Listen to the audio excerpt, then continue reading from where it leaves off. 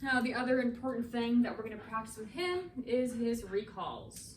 So you can practice these outside, just a little bit easier to film and get video in the living room.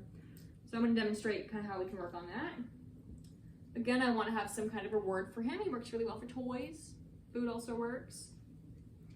I'm going to ask him to come, and then I'm going to show him what exactly I want him to do by moving backward. So I'm going to pull him into me, kind of. And when he commits to coming to me, I'm going to tell him that he's correct. I'm going to tell him, good boy, good. If you're able to, you can even reward while you're backing up to really encourage him to follow you.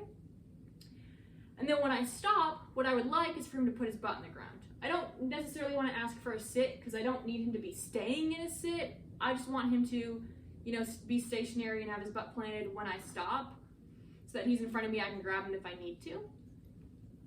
So all it's going to look like is have some treats ready for him. I'm going to say his name, he gets attention.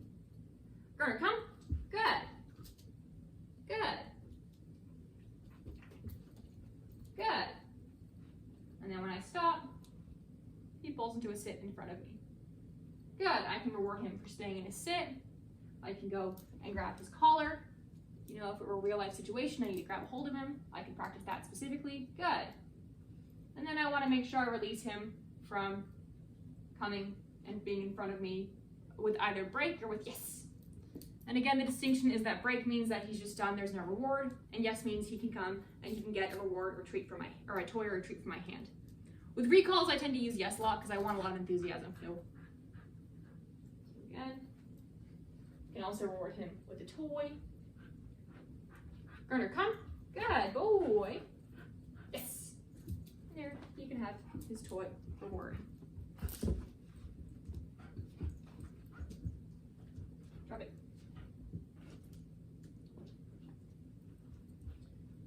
Of course, I can add little challenges. No. I can add little challenges. I can toss something for him that's very interesting to him. And then ask him to come away from it. And for this, I might have to use the e-collar. I'll be at like a 10.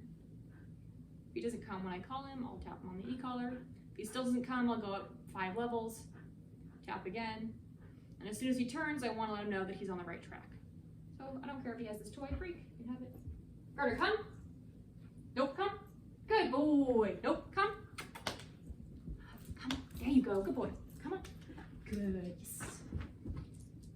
So there, I'd ask him a couple times to come. I'll try not to repeat myself. The only times that I'll repeat myself is if he starts to come and then he turns off again. I'll say, nope, come, you're still supposed to follow me. You'll notice too that I'll add in body language. I'll back up, I'll pat my leg to let him know, make it very obvious what I want him to do. No. Thank you. Break. Garner, come. Good boy. Yes. If I release him to a toy and he brings it back, I don't mind using that as my reward. Drop it. Yes.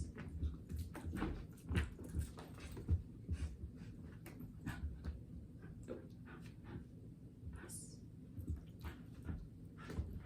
Nope.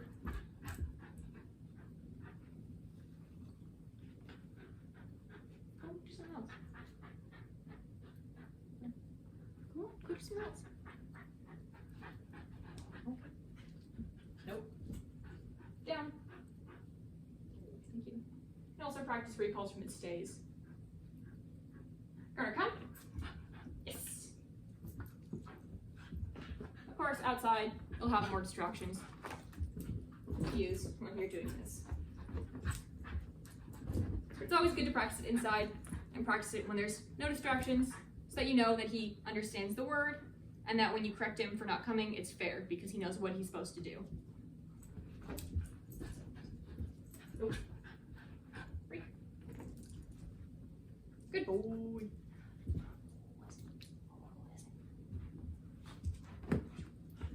When he chooses to come to me on his own with a toy or something, I like to play with him so that he knows that when he's got something cool, I'm pretty fun to bring it to. And that he has good reason to want to come up to me. Nope.